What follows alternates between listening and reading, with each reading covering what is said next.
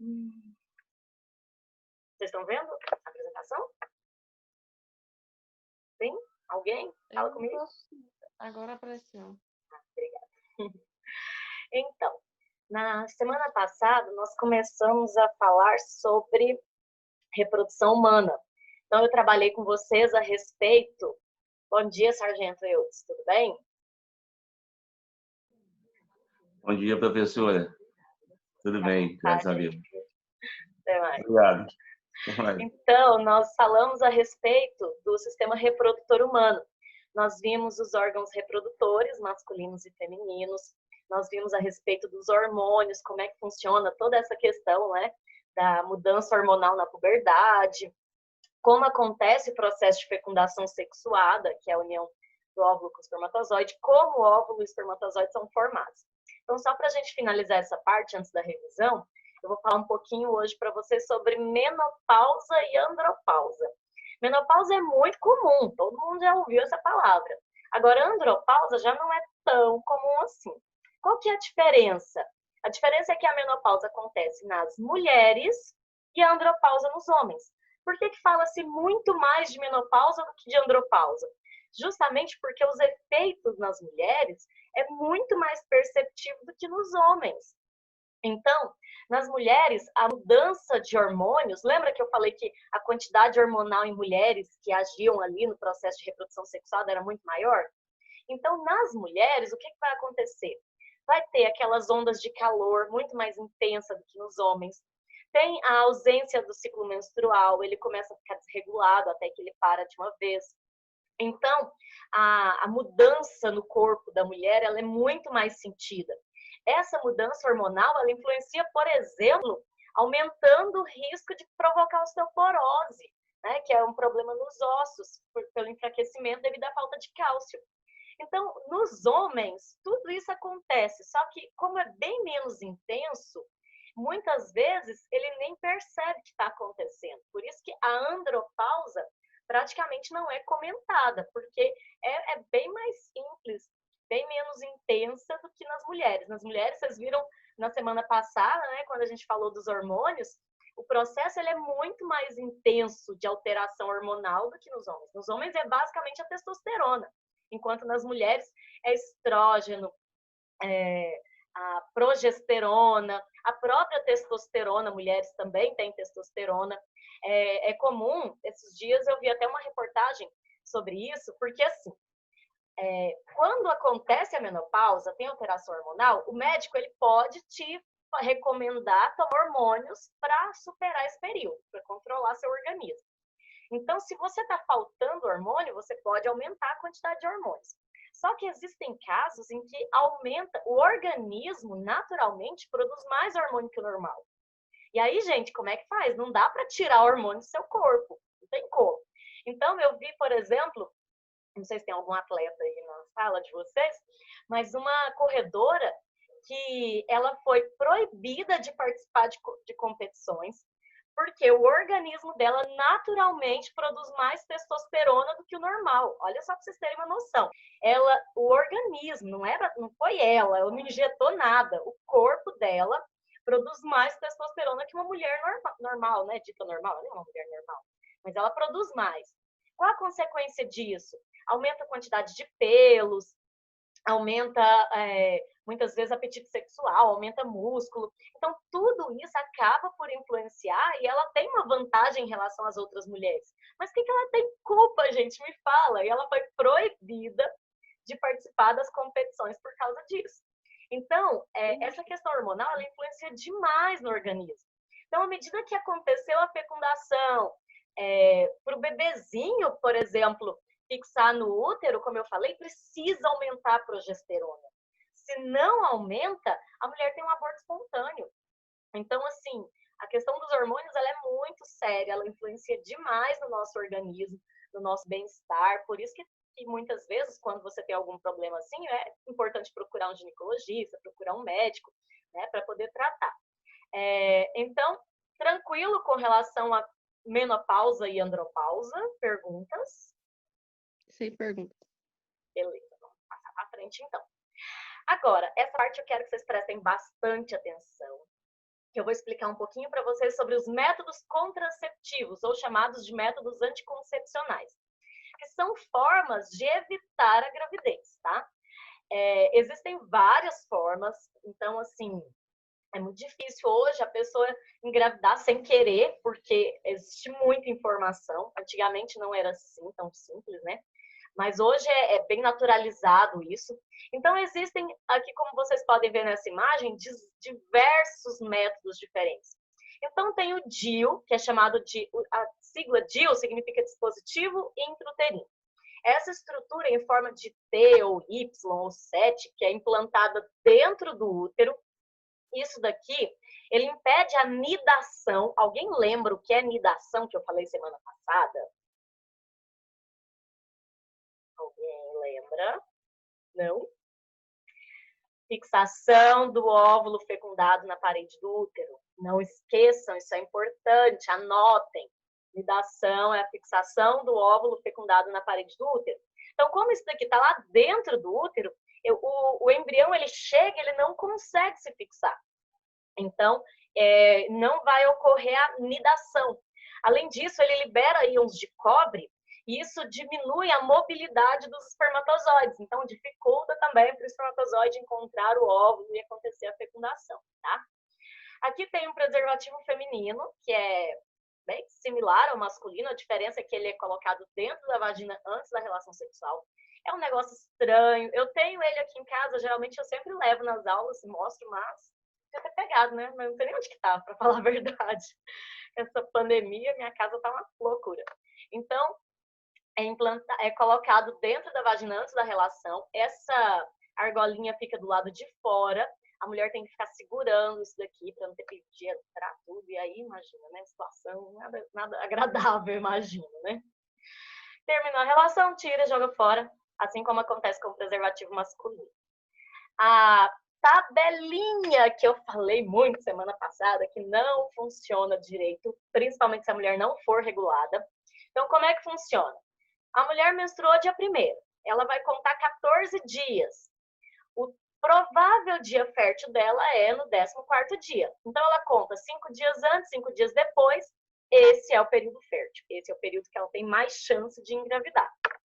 Tá? O diafragma, ele é uma estrutura que é colocada também na vagina antes da relação sexual. Normalmente, ele é uma borrachinha e impede a passagem de espermatozoide. Geralmente, ele é usado junto com um espermicida, que é uma substância para matar ali os espermatozoides, tá? Aí o preservativo masculino, que é um dos mais comentados.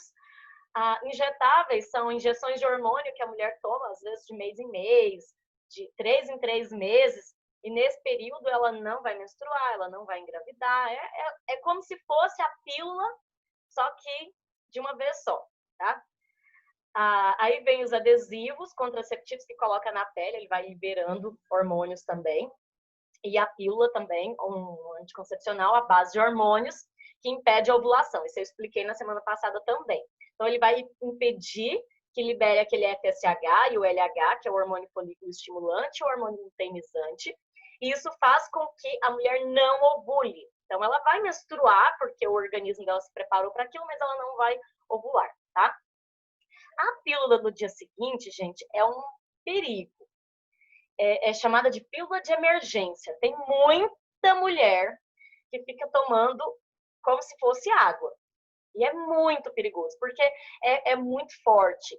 É como se você tivesse tomado uma cartela dessa daqui toda de uma vez. Agora, imagina o que não faz no organismo da mulher ficar tomando isso direto. Então, evitem ao máximo. Pílula do dia seguinte é para emergência. Teve uma relação sexual, não se preveniu, tá no período fértil, aí toma. Mas, do contrário, não é brincadeira, tá? Isso pode causar sérios problemas, ai, quase que não faz, sérios problemas de saúde no corpo da mulher, ok? Devido à quantidade muito alta de hormônio. Vocês viram o que o hormônio faz no corpo, né? Então, é uma quantidade muito alta de uma vez. Então, por isso que é simplesmente em casos de emergência, certo? De todos estes métodos, vocês têm que entender uma coisa. Estes aqui são métodos de evitar estou num barulho parecendo chuva, vontade, hein? Isso é vontade. Acho que tem alguém ali aguando as plantas e eu fiquei assim, nossa, parecendo chuva. De todos esses métodos, os dois preservativos, tanto o masculino e feminino, são os únicos que vão evitar DST. Então, o que é DST?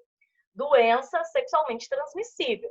Estes outros métodos aqui, eles evitam simplesmente a gravidez, mas não evita doenças. Por isso que eu falei que eu ia chocar vocês hoje nessa aula, porque eu vou mostrar algumas imagens bem feias, tá? Mas tem que mostrar mesmo para ficar com medo e tomar cuidado, porque isso é muito sério, tá? Principalmente as mulheres, normalmente elas se cuidam mais, né? Então, se apareceu uma verruguinha, uma coisinha, corre no médico. O homem não. O homem, geralmente, ele acha que vai sarar sozinho, ele tem mais vergonha de procurar um médico para mostrar, né, o pênis se tiver algum problema. E já aconteceu vários casos disso ir aumentando, e ter que cortar o pênis, ter que cauterizar. Gente, vocês não têm noção. Tem uma doença, eu vou mostrar as imagens para vocês. Eu tô só fazendo aquele drama assim antes, né? Deixar vocês curiosos. Tem uma doença que dá umas verruguinhas, tem que ser queimado. Isso acontece dentro do canal da uretra, lá no pênis. E aí o homem, às vezes, demora aí, como eu falei para vocês, isso vai aumentando e vai infeccionando. Não pega anestesia quando está infeccionado. E aí o médico ele vem com um ferrinho quente, vai queimando, entra lá dentro do pênis e vai queimando. Eu tô falando isso para chocar porque é muito sério, tá? Professora. Oi. E para fazer xixi depois? Não, pois é, você tem uma noção, né? Mais ou menos do que eu tô falando, né? A urina é ácida. Imagina fazer xixi depois, gente. É muito dolorido. Vai sentir muita dor. Oi? Depois continua fazendo. E se tirar? Então, tem casos, uma vez eu assisti uma palestra com um médico, ele disse que teve um rapaz de 20 anos que teve que fazer isso, e aí terminou o procedimento, o cara quase morreu de dor, e não adiantou, porque estava muito infeccionado e teve que cortar o pênis de todo jeito. Agora, vocês imaginam, gente, é uma situação muito complicada, né? Então, por isso que eu tô falando para vocês que a importância da camisinha, do preservativo, é porque além de evitar a gravidez, ela ainda evita essas DSTs. Uma vez eu vi uma propaganda que eu nunca esqueço, fala assim, quem vê cara não vê DST. Só de você olhar para a pessoa, você não sabe se ela tem AIDS, se ela tem herpes, você não sabe o que ela tem, só de olhar, porque muitas dessas, às vezes ainda na mão, ai meu Deus, hoje eu tô terrível, não manifestou os sintomas, né? E aí ele pode transmitir e aí você pega sem saber, né? Então é muito sério. Prontos? Preparados para as imagens? Quero até ver a carinha de vocês quando vocês estão. Deixa eu aumentar aqui. Ah, mesmo. Quer só ver a carinha de vocês assistindo isso. Muito feio, gente, sério. Não tô brincando. Olha. Isso aqui é a chamada gonorreia ocular. Olha só, para vocês verem como fica a situação do olho quando a pessoa está com gonorreia. Aqui é a vagina, só para vocês terem uma noção, fica liberando esse líquido branco aí. É muito feio isso, né? Sífilis vai causando essas feridas aqui no pênis. Olha como que fica a boca da pessoa. É muito feio, sinceramente, viu? Olha o HPV. HPV, inclusive, tem a vacinação, né? As meninas aí já tomaram a vacina contra HPV. E HPV, gente, é um vírus que pode transformar em câncer, viu? Se não tratado, o HPV pode virar um câncer. Então, olha só para vocês verem como fica a situação dos órgãos genitais com essas doenças que são terríveis. Depois, o nosso tempo aqui é curto, mas eu vou passar para vocês uma pesquisa, como que é, fazer uma tabelinha, né, dessas doenças. Herpes, que é diferente da genital e da labial. Herpes labial é aquelas bolinhas que dão no canto da boca, é muito contagioso. Você beber água, eu tenho isso. Quando meu sistema imunológico abaixa, aparece aquelas bolinhas no canto da boca, meio mata de raiva, que é bem dolorido, e você pega isso bebendo água no mesmo copo. Então, assim, é muito contagioso. Mas é diferente da herpes genital. Olha só como fica feio. E não tem cura, viu? Herpes não tem cura. Ele vem quando o seu sistema imunológico abaixa, depois ele some. linfogranuloma venéreo, olha aí, ó, tudo inchado, nossa, gente, é muito sério. E tem a AIDS, né?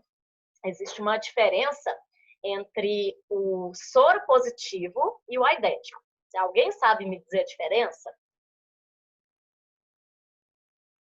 Soro positivo e aidético, alguém? Eu acho, pelo que eu me lembro, que eu já pesquisei soro positivo, ele, se tiver tratamento, não é contagioso, ele não passa. Não. Todos Não os é? dois passam. Todos os dois são contagiosos. A diferença é que o soro positivo, ele tem o vírus, ele passa para outras pessoas, mas ele ainda não manifestou os sintomas. Quando ele é chamado de aidético, é porque ele já manifestou os sintomas. Que é aquela magreza excessiva, vomita muito, dá tontura, problemas na pele, é um monte de sintomas, né? O nome AIDS vem do inglês, que é Síndrome da Imunodeficiência Adquirida, né? Que seria SIDA, se a gente fosse colocar no português, né? Síndrome da Imunodeficiência Adquirida. Síndrome porque, quando fala síndrome, é um conjunto de sintomas, tem vários sintomas envolvidos. Imunodeficiência porque ataca o sistema imunológico da pessoa. E adquirida porque você não herda de seus pais isso, não é herdável, você adquire de alguém durante a sua vida, tá? Existem 4 líquidos no corpo que transmitem AIDS, que são sangue, sêmen, secreção vaginal e leite materno. A mulher que tem AIDS e engravida, ela pode ter filho, pode ser que o filho tem todo um procedimento, lógico, né? Tem todo um acompanhamento médico, mas ela pode ter filhos que não tenham o vírus, mas ela não pode amamentar, porque no leite passa. Então, sangue, sêmen, secreção vaginal e leite materno. Ok? Perguntas? Não. Então, não confundam, tá, gente? AIDS é a doença, HIV é o nome do vírus, tá? HIV, tem muita gente que fala AIDS e HIV como se fosse a mesma coisa. Não é a mesma coisa. AIDS é o nome da doença, que é Síndrome da Imunodeficiência Adquirida. HIV é o nome do vírus que provoca AIDS. Ok. E agora vamos para a nossa revisão. Interromper compartilhamento. Para a nossa avaliação da semana que vem, eu coloquei lá para vocês tudo que a gente estudou até aqui, na verdade, viu? Então, eu vou revisar algumas coisas, a gente vai relembrando, e se tiver dúvida, vocês vão me interrompendo, tá bom? Nós começamos falando um pouquinho sobre divisão celular. A divisão celular, ela acontece em 2 momentos. Ela tem a primeira etapa, que é a fase que vai duplicar o DNA, que é o período da intérfase. Eu não vou ficar perguntando as coisas para vocês para a gente ganhar tempo, tá? Porque o Zoom passa muito rápido. Então, mas se vocês quiserem perguntar, é só falar. Então, tem o período da intérfase, que é quando a célula está se preparando para dividir. Isso é extremamente importante vocês entenderem. Intérfase é G1, S, G2, as etapas. Na G1, ela vai duplicar o material genético, tá? Desculpa, mentira. Na G1, ela vai crescer, vai produzir proteínas. Na S, ela vai duplicar o material genético. E na G2, ela vai se preparar para dividir. Por que ela duplica o material genético? Porque todas as nossas células têm o mesmo conteúdo genético. Como que isso acontece? Eu tenho lá o cromossomo. O cromossomo faz uma cópia, essas 2 cópiazinhas ficam unidas pelo centrômero. Durante o período em que a célula vai se dividir, essas cópiazinhas se separam, metade vai para uma célula, metade para outra. Por isso que todas as células do nosso corpo têm o mesmo DNA. Tranquilo essa parte? Então, intérfase é o intervalo entre uma divisão celular e outra. G1 fabrica proteínas, lipídios, né? A célula está sempre crescendo, se desenvolvendo. S, ela duplica o DNA que está nos cromossomos. G2 é a fase que ela se prepara para dividir. A célula ela se divide de 2 maneiras. Tem a mitose e tem a meiose. Qual que é a diferença das duas? Na mitose, a célula divide no meio, forma 2 células idênticas à célula-mãe. Se a minha célula é diploide, ou seja, se ela tem, cada cromossomo tem o seu parzinho, que é chamado de cromossomo homólogo, ela vai formar 2 células diploides. Se eu tenho uma célula haploide, ela vai formar 2 células haploides, ou seja, ela só tem um cromossomo de cada. Na meiose, a célula divide 2 vezes e forma 4 células. Só que essas 4 células têm a metade do material genético. Qual a importância disso, pessoal? Se eu tenho 46 cromossomos, meu marido tem 46 cromossomos, a minha célula sofreu meiose para formar meu óvulo com 23, metade, espermatozoide com 23, para juntar 23 com 23 e as minhas filhas terem 46 também, que é da espécie humana. Outra diferença, existe variabilidade genética, né? Um indivíduo, não sei se alguém viu, eu postei no Instagram, no meu story, sobre variabilidade, uns bichinhos lá, uns ursinhos, alguém chegou a ver? Eu postei lá nos meus stories, uns bichinhos lá, mostrando essa questão da variabilidade genética. Por que que aumenta a chance de primos terem dificuldade para ter filhos? Porque o material genético é muito parecido. Então, a chance de ter as mesmas doenças é muito grande. Por isso que, quando tem casos de primos que casam, a chance de ter filhos doentes é maior. Então, mitose. Divide uma vez só, forma 2 células idênticas. Meiose. Divide 2 vezes e forma 4 células com a metade do material genético. As etapas são as mesmas. Prófase, metáfase, anáfase, telófase. Lembram da frasezinha que eu ensinei para ajudar a decorar? Prometo a Ana telefonar. Não esqueçam, ajuda muito a decorar a sequência. Prometo a Ana telefonar. Prófase, metáfase, anáfase, telófase. Na prófase, a célula começa a condensar os cromossomos. Lembra que eu expliquei que durante a intérfase ele desenrola para poder ler a informação e transformar isso em proteínas. Durante a divisão celular, ele condensa, ele enrola para facilitar na hora de separar metade para um lado, metade para o outro, tá? Então, na prófase, condensa os cromossomos, nucleolo e carioteca desaparecem e os centríolos vão para os polos para coordenar essa divisão. Metáfase, todos os cromossomos alinhados no meio da célula, máxima condensação, tudo ligadinho nas fibras do fuso. Vocês fizeram um desenho para mim naquela atividade, lembram? Vão tentando imaginar aí para facilitar. Na anáfase, aquele parzinho que eu falei para vocês, aquelas fibras vão puxar aquelas cópias, metade para um lado, metade para o outro. E na telófase, citocinese, separa o citoplasma. Tranquilo? Fácil demais, né? Olha o que vocês verem. Coisa simples. Vocês ficam achando que isso é difícil, não sei aonde. Aí a gente vai para meiose. Na meiose, qual que é a diferença? Principais diferenças, né? A questão da variabilidade genética. Prófase 1 da meiose tem crossing over. O que é isso? Vocês viram a minha pronúncia? Crossing over. Que é aquela variabilidade genética, onde os parzinhos ficam ali um do lado do outro e trocam pedaços, trocam trechos. Então, o cromossomo do seu pai e da sua mãe, cromossomo 1 dos dois, fica perto um do outro e trocam pedaços, trocam sedimentos ali e aumenta a variabilidade genética. Outra diferença, na metáfase 1, esses pares ficam no meio da célula e não um do lado do outro, como na mitose. Então, o parzinho vai separar na anáfase 1, telófase 1 vai separar o citoplasma para começar a nova divisão. Na meiose 2, é tudo que acontece na mitose. Meiose 2 é a mesma coisa da mitose. Prófase 2, cromossomos condensam, carioteca e nucleolo desaparece, centríolos migram para os polos. Metáfase 2, todos os cromossomos alinhados no meio da célula, máxima condensação.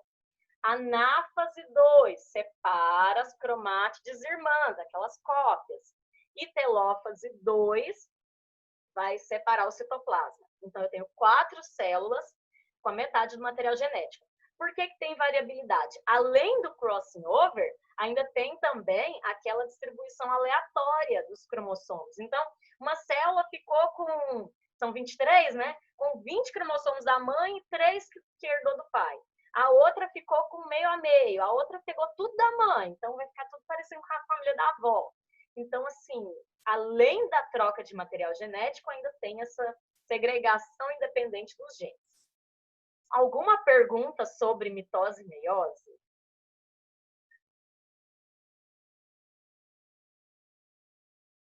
Eu falei tanto disso, né? Mostrei tanta imagem, coloquei vocês para desenharem. Eu espero de verdade que vocês tenham entendido isso, gente.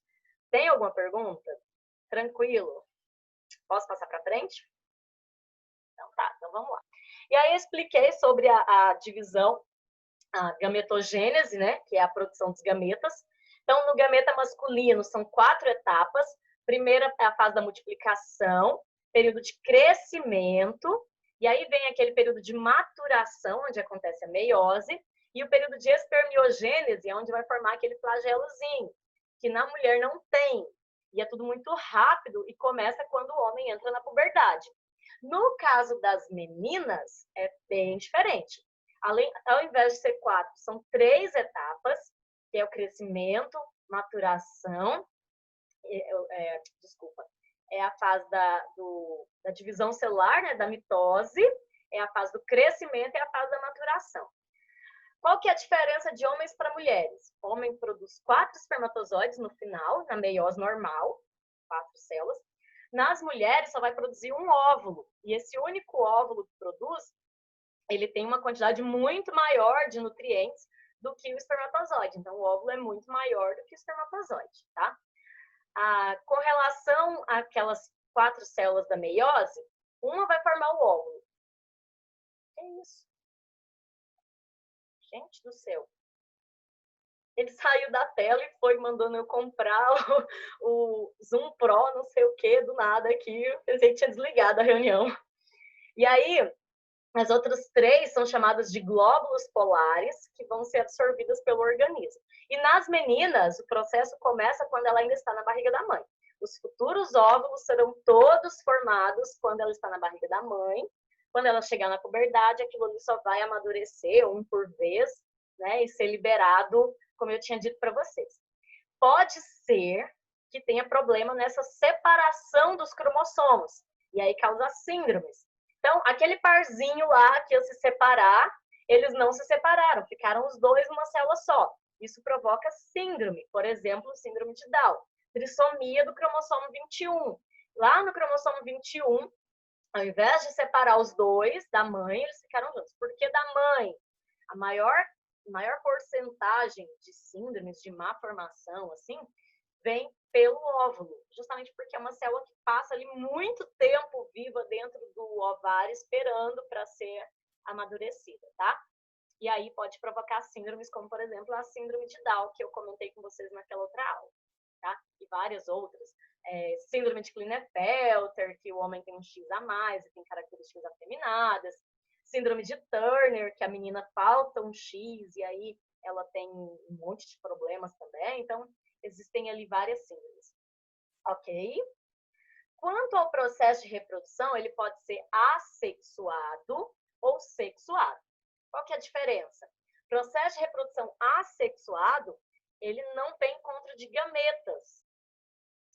Por exemplo, se você vai lá numa planta que você gosta muito, corta um galhinho, pega aquele galho, põe na terra e vai nascer uma outra plantinha dali. Isso é uma reprodução assexuada. As esponjas do mar, as estrelas do mar. Se você achar uma estrela do mar, a gente tem muitas por aqui, né? Você acha lá uma estrela do mar, corta o braço dela. Aquela estrela vai formar um novo braço, aquele braço vai formar uma nova estrela. É uma reprodução por regeneração, tá? Outro exemplo de reprodução assexuada que eu comentei com vocês também é sobre brotamento, né? Forma um brotinho, a esponja faz muito isso, forma um broto, aquele broto forma uma nova esponja. Das abelhas, vocês lembram das abelhas? A partenogênese. Como que é a partenogênese? Se ela acasalar com o zangão, nasce fêmea. A fêmea é diploide. Se ela não acasalar com o zangão e botar os ovinhos ali, esses ovos nascerem sozinhos, nasce macho haploide, tá? Eu não contei para vocês como é que ela vai fazer isso. É assim. Lá na colmeia tem uns espaçozinhos onde ela coloca o abdômen dela para botar esses ovinhos. Então, como é que ela vai fazer? Ela vai acasalar com o zangão E detalhe, ela também mata o zangão quando acaba o acasalamento, tá? Porque ele não serve para mais nada, é só para isso. É muito comum na natureza, tá? Existem animais que comem o macho, louva a Deus, quando termina a cópula, ela começa pela cabeça dele, ela devora ele para ter energia para ter os filhotes. Então, é bem comum isso na natureza. Então, ela acasala com o zangão e aí, tipo uma bolsa, onde ela guarda esses espermatozoides ali, né? Essas células reprodutoras masculinas. Aí ela vai lá na colmeia, eu queria um quadro aqui para desenhar, mas vamos do jeito que dá aqui. Ela coloca o abdômen. Se o espaço for grande e não pressionar o abdômen dela, solta só os ovos e aí vai nascer haploide macho. Se o espaço for pequenininho, quando ela colocar o abdômen lá, vai espremer o abdômen dela. Ó, pra vocês verem, tanto que é perfeita a natureza, né? Vai espremer o abdômen dela e o espermatozoide vai ser liberado junto e aí fecunda e nasce fêmea. Olha só pra vocês verem como é que ela faz para diferenciar macho de fêmea. Se ela acasalar com o zangão e for colocar os ovinhos lá e o espacinho for apertado, espremer o abdômen dela, nasce fêmea. Se isso não acontecer, vai nascer macho. Olha só, eu acho muito interessante isso, né? E aí nós vimos também os tipos de reprodução sexuada, onde há união de gametas. Essa é a principal diferença. Quais as vantagens de cada um? A reprodução assexuada, ela produz muitos descendentes, gasta menos energia, mas, em compensação, não tem variabilidade genética. São todos geneticamente idênticos. Então, se um morre por um determinado fator ali, todos eles são suscetíveis a morrer pelo mesmo fator, tá? Já quando tem a reprodução sexuada, que é quando... Deixa eu só salvar o bate-papo aqui, porque esse negócio às vezes desliga antes da hora. E aí, se eu não salvar, eu não sei quem ficou aqui na sala. Então, o que acontece? Às vezes, então tem... O que eu estava falando? A variabilidade genética. Então, se um morre todos, porque tem a mesma característica. Quando tem variabilidade genética, quando há reprodução sexuada, existe variabilidade genética, ou seja, o indivíduo ele é geneticamente diferente do outro, então ele tem uma maior probabilidade de se adaptar a diferentes ambientes. Então, essa é a vantagem. Então, produz menos descendentes, tá? Vai produzir menos descendentes, vai gastar mais energia, mas, em compensação, ele vai conseguir ter essa diferença, como eu falei para vocês, que é uma grande vantagem para o desenvolvimento ali das espécies. Alguma pergunta, pessoal? Nosso tempo está se esgotando aqui. Eu estou ficando com a garganta seca já de falar, ninguém comenta nada, ninguém pergunta nada. Não sei se vocês estão entendendo. Vocês estão entendendo, pelo menos? Fala comigo. Ana Beatriz, está entendendo? Eu tô entendendo. Eu tô entendendo, senhora. Tá tranquilo. Tá tranquilo? Tá bom. Tá, até agora tá tudo sob controle. Então tá bom. Bom, e aí nós falamos também a respeito da reprodução humana, né? Nós vimos que os órgãos reprodutores são um detalhe interessante que muita gente confunde. Como eu falei para vocês, nos homens, os testículos produzem os espermatozoides, que vão ser armazenados no epidídimo, né? E levados pelo canal deferente, e acontece, vai para a uretra, que é importante isso. Nos homens, a uretra tanto serve para liberar o espermatozoide, quanto serve para liberar a urina. Nas meninas é separado, existem dois canais, tem o canal da uretra e tem a vagina. Não é pelo mesmo lugar como acontece nos homens. Ah, e um método contraceptivo que eu esqueci de falar para vocês é a vasectomia e a laqueadura. A vasectomia é quando vai lá nos homens, corta o canalzinho da uretra e não deixa passar o espermatozoide, tá? E já a laqueadura vai lá e corta as tubas uterinas para não passar o óvulo. Nos homens, existe muito preconceito com relação a isso. Tem muito homem que fala que fizesse a cirurgia, vai ficar impotente. Isso não tem nada a ver, gente. Já aconteceu casos, mas é muito difícil, assim, há muito tempo atrás. A medicina está bastante avançada. E nos homens é muito mais simples do que nas mulheres. O cara sai de lá no mesmo dia, no outro dia no máximo andando. A mulher, quando ela vai fazer uma laqueadura, parece que ela fez uma cesariana, sabe? Tem que cortar tudo. É muito mais complicado do que nos homens. Então, assim, a vasectomia corta os canais deferentes por onde passa o espermatozoide e é bem mais simples do que nas mulheres, como eu falei. Nas mulheres vai cortar as tubas uterinas. Antigamente, os médicos eles não cortavam, eles amarravam. E aí acontecia muito, gente, disso desamarrar, tinha um prazo de validade, uns 10 anos. O que teve de criança nascendo depois por causa disso, mas aí hoje não, hoje cortam, né? E a vasectomia tem que guardar o repouso também. Já aconteceu muito do cara faz a vasectomia, não guarda o repouso, aí a mulher engravida. Gente, isso dá um problema, porque ele fala, cirurgia, não é filho meu, ia ter que fazer DNA. Nossa, é uma confusão danada, porque muitas vezes não guarda esse repouso que é importante. Por que que é importante? Porque fica espermatozoide armazenado no canal, e pode ser que ele passe ali, né, antes desse período onde eles vão realmente morrer. Então, tem que ter essa prevenção nesse período ali, mais ou menos um mês, 45 dias, depois de fazer a vasectomia, para realmente não ter perigo de engravidar, tá? Então, acontece muito isso. E lembrando que, como eu disse, todos esses métodos, eles apenas evitam a gravidez.